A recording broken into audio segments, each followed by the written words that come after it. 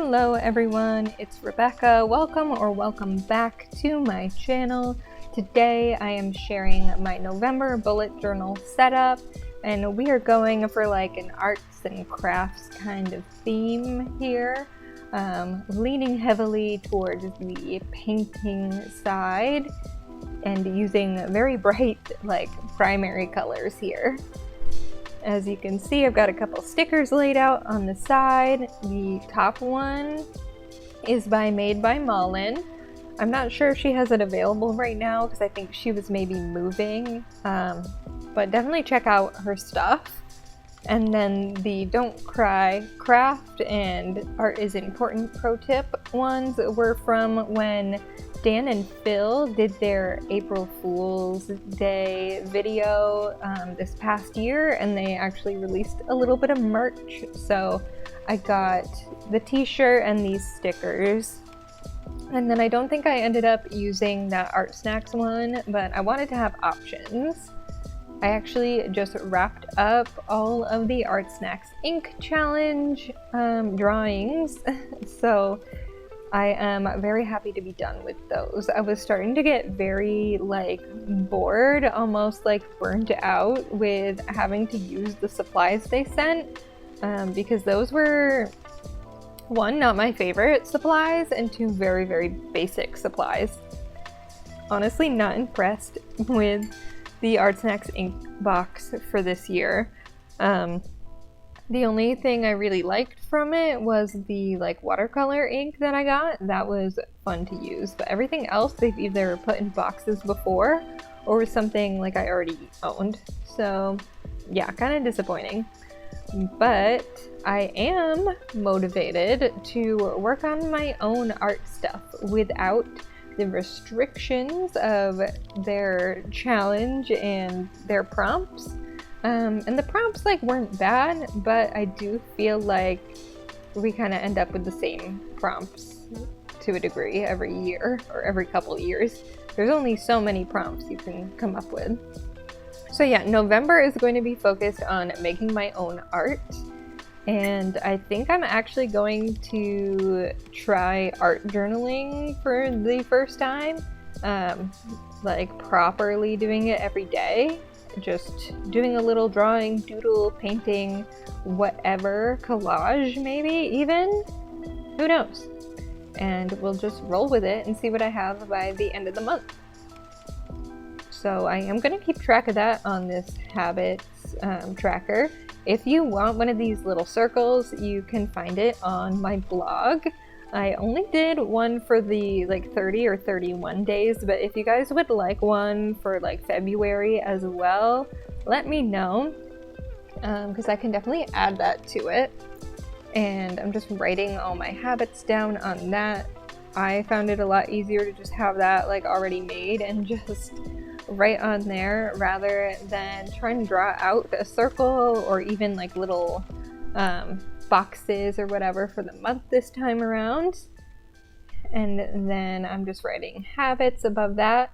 I use the Don't Cry Craft sticker for the top of like the list calendar. I kind of have a lot going on in November, so this is going to help me keep track of all of that. And I just use the Crayola Super Tips markers.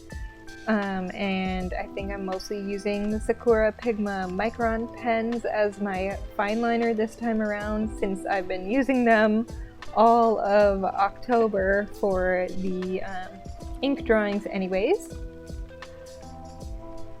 And then for my weekly spread, I am once again taking inspo from something I saw on Pinterest, so I will try, keyword being try, to find the original. If not, I will at least put a link to the post that I saw, and maybe somebody else can track down the original person, because I like to give credit where credit is due. But basically, I am just drawing these little paint brushes off to the side, and that's where I will write like what day it is and the number, and then I'm going to use my Crayola Super Tips to draw like outlines for the boxes. I wanted to leave more space this month to write because I feel like I have so much going on. last month I kind of just did a list for the week, and that worked fine for October, but I really think I'm going to need the breakdown of day by day this month. And that's like the beauty of a bullet journal, right? Because if something changes, you can just change your planner along with it. You don't have to be restricted to boxes or a certain layout. You can just do something different every week, every day, every month. And speaking of that, I am going to be working on my 2025 bullet journal setup very soon, and I am looking forward to getting everything set up. I feel like every year I learn something a little bit different, and I'm able to adjust accordingly, which is great. Let me know if there's anything specific you'd like to see as far as like bullet journal videos go. I know I did that like back to school spread ideas. I'm thinking of doing like a holiday edition for that. Let me know if that's something you would like to see or not. And you know, just in general, if there's any videos you would like to see me do. I can't guarantee they'll happen, but I will do my best. So I actually have quite a few ideas for the next couple of months, which is nice, and they feel like they're doable. Sometimes it's just overwhelming. But to color in, I am just using the Crayola Super Tips again, and matching the same colors. And I tried to make it look like the paintbrushes were dipped in paint and like spread across, and just alternated between the yellow, the red, and the blue. And I left some space up at the top as well to write any notes for the week. And there's also a little bit of space at the bottom that I'll probably use for just general to-dos that don't have a specific day attached to them. But for this page, I did add the cat sticker made by Malin, because I don't think I have too much extra stuff for this first week of November, and it'll just fit in that top space anyways.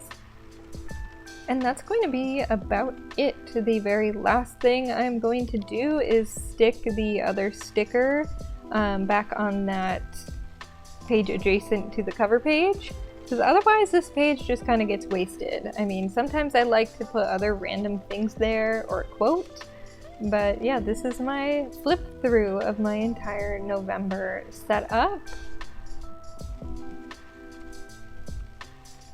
And I'm going to use a different color for each one of the habits so that it looks a little more colorful than that. But yeah, thank you guys so much for watching, and I'll see you in my next video. Bye!